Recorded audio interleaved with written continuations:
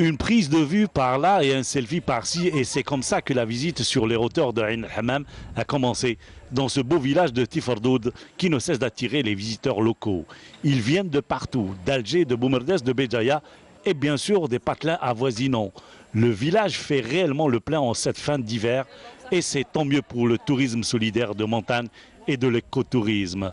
Pendant notre virée dans ce village, nous avons rencontré un groupe de touristes venus de l'ouest du pays.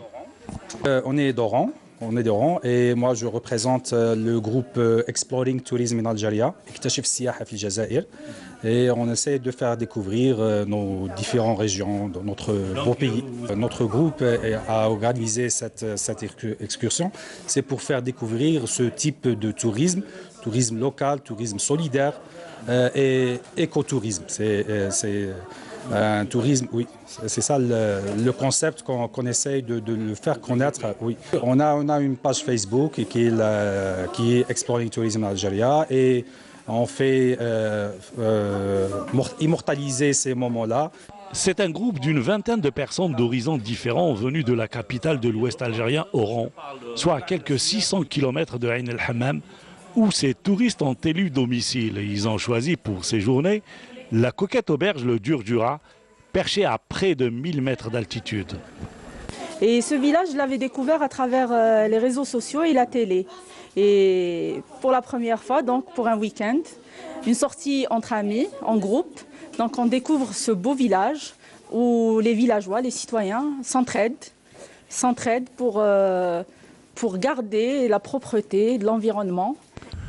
Le tourisme de montagne, c'est d'abord le respect de l'environnement, un aspect pour lequel les villageois accordent une importance capitale dans leur stratégie de développement durable de ce secteur.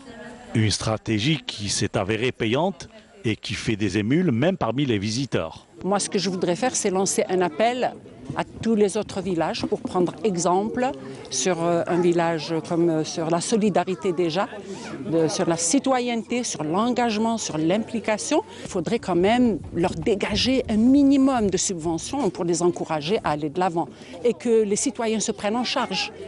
Ils se prennent en charge, que ce soit en termes économiques, environnementaux, et ça, c'est vraiment admirable. Pour partager, pour montrer la culture des régions, des différentes régions, pour l'accueil et pour le tourisme, j'espère que ça va donner un plus de montagne, etc.